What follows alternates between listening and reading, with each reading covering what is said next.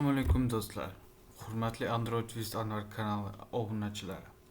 Bugun siz men bilan birgalikda, ya'ni mini kursimning yakuniy qismini, ya'ni 7-qismini tugatib beraman va oxirgi videosini ko'rsataman. Oxirgi mini loyihani ko'rsatib o'tib ketaman va bugungi mini ilovam shu Tailand haqida qisqacha ma'lumot olish uchun ilova bo'ladi. Mini guide app desa ham bo'ladi, travel app.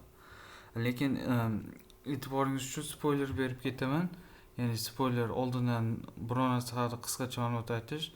Videoni oxirida sizga bir syurprizni, ya'ni kichik sovg'ani yutib olishni va bu sovg'a nima ekanligini va qanday yutib olishingiz mumkinligini o'rgatib ketaman. Aytib ketaman shartlari haqida.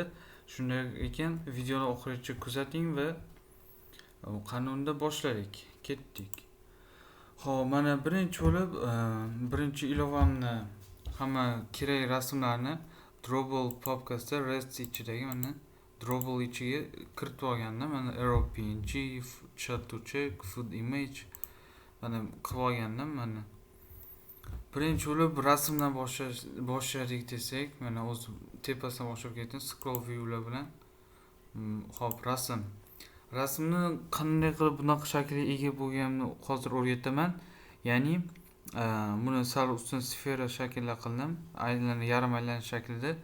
Bu o'zi rasm sketch qilgan paytda o'zim o'sha payt to'g'rilab oldim va rasmni shunchaki drawable ichiga qo'yib va image view orqali shu rasmni ochib oldim. Siz ham qilsangiz bo'ladi. U bitta birma-bir border bergandan ko'ra anchagina osonroq tushadi. Keyin text. Let's learn about Thailand. Mana bunga shu text view berdim, color berdim, keyin sizelarni berdim va bu oddiy narsa. Pastdagilarda ham shunaqa.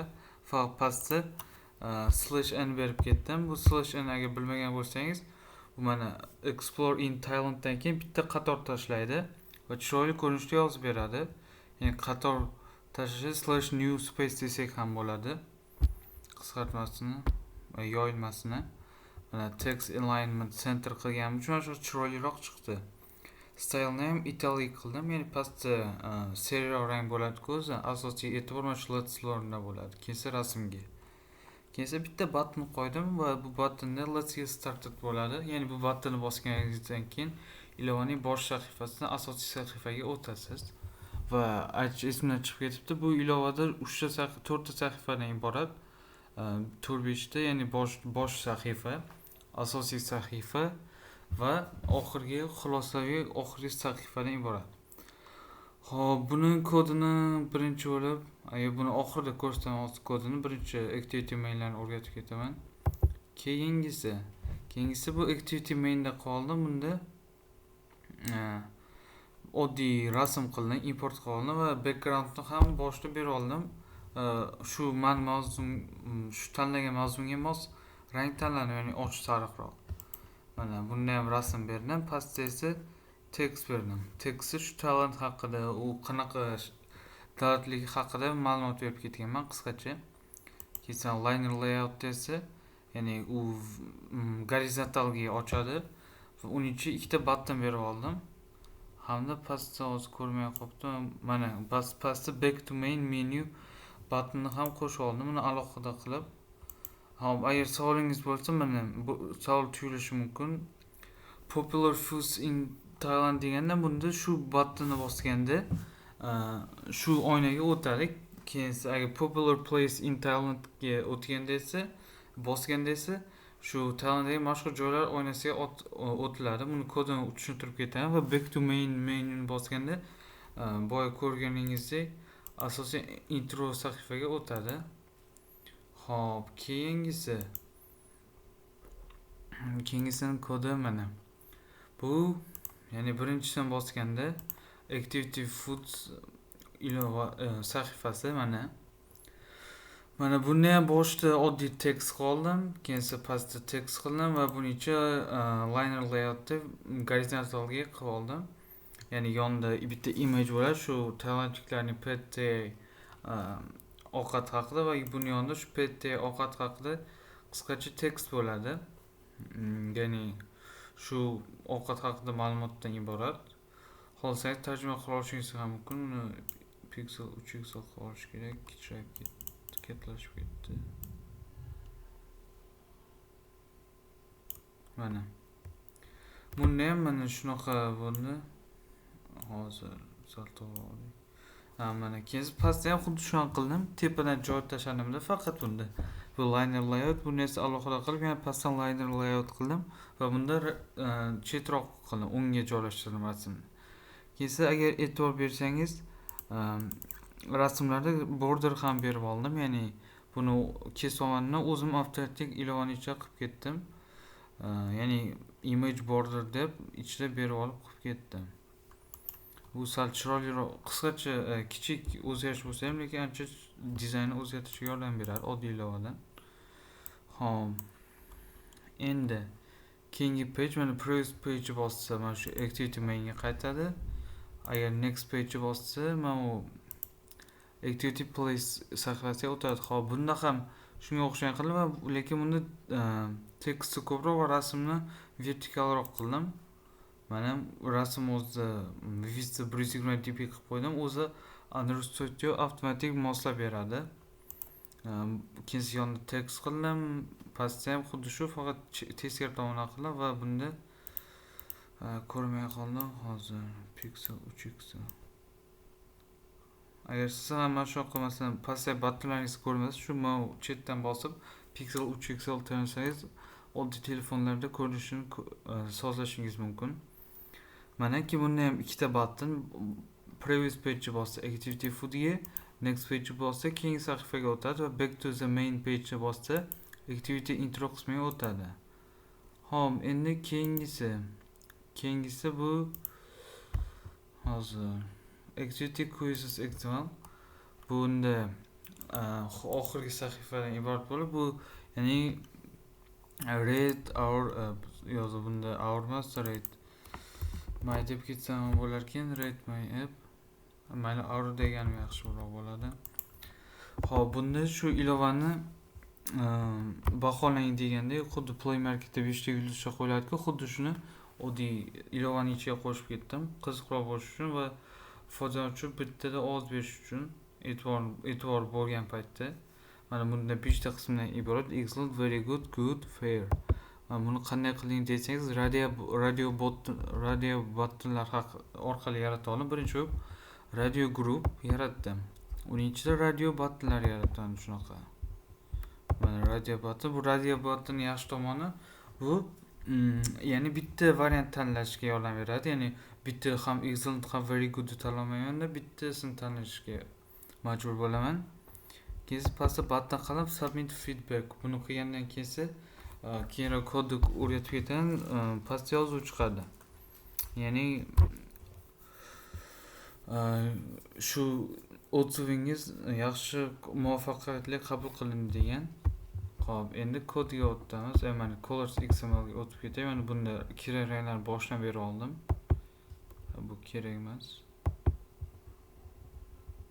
Xo'p, endi mana asosiy kod qismiga kelsak, birinchi bo'lib oddiy place activity haqida aytib ketaman.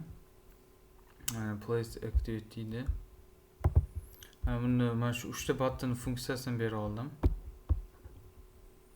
Ya'ni mana 3 ta button import qildim. Mana agar mana bosilsa birinchi button,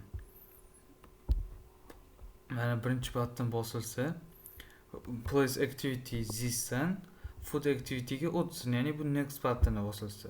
Hop, keyingisi bu previous bosilsa, ya'ni place activity dan orqa sahifaga, ya'ni food activity ga o'tadi. Keyin button next qildim, shuni place activities is to quiz activity class. Bunda esa place activity dan keyingi sahifa, ya'ni quiz activity ga o'tadi. Keyin button send back. Bunda ya'ni pastdagi knopkaga e'tibor bersangiz, bunga intro qismiga o'tadi va place activities is intro activity class qildim.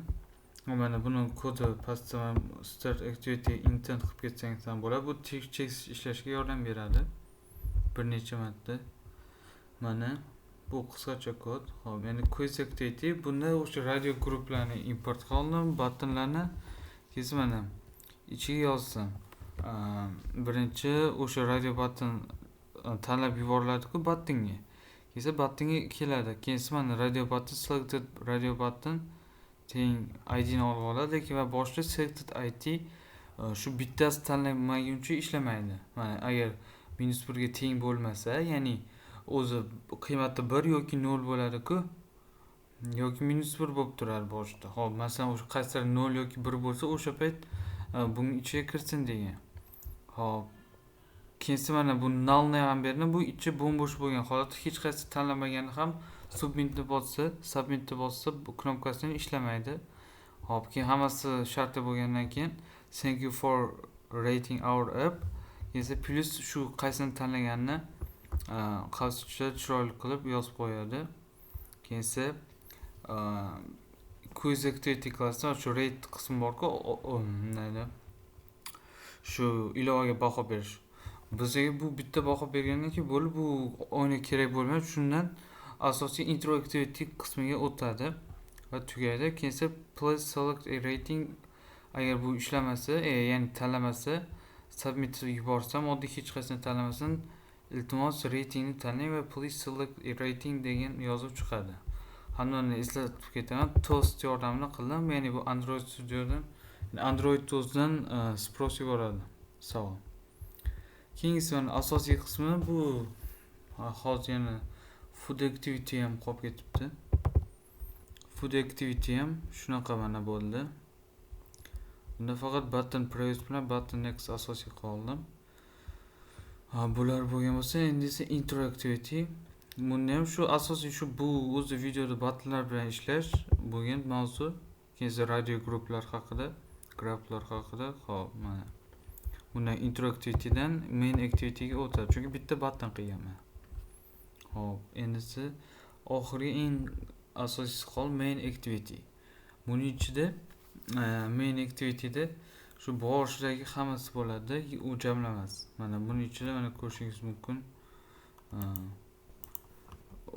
Main activity bor-ku, hozir ko'rsatib o'tib ketaman. Bu emas, bundan keyingisi.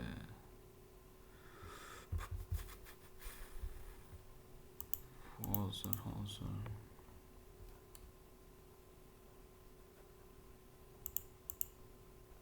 Mana. Adashibman, bu ham o'zi oddiy mana shu bilan bir xil. Undan 3 ta knopkani qo'shib ketganman.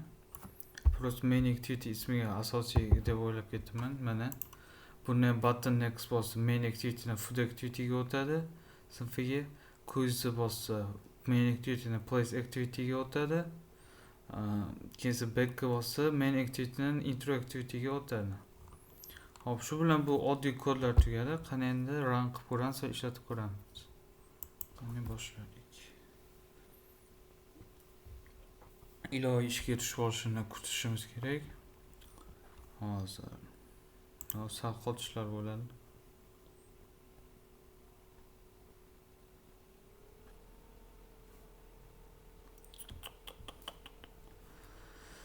Hop, hamda videodan hali ketmay turing, e'tiboringizni tortmay turing. Hozir video oxirida sizga shu 20 secretni priz haqida ma'lumot beraman va bu prizni qanday qilib yutib olishingiz mumkinligi haqida aytib ketaman. Ya'ni bu Telegram kanalim bilan bog'liq bo'ladi.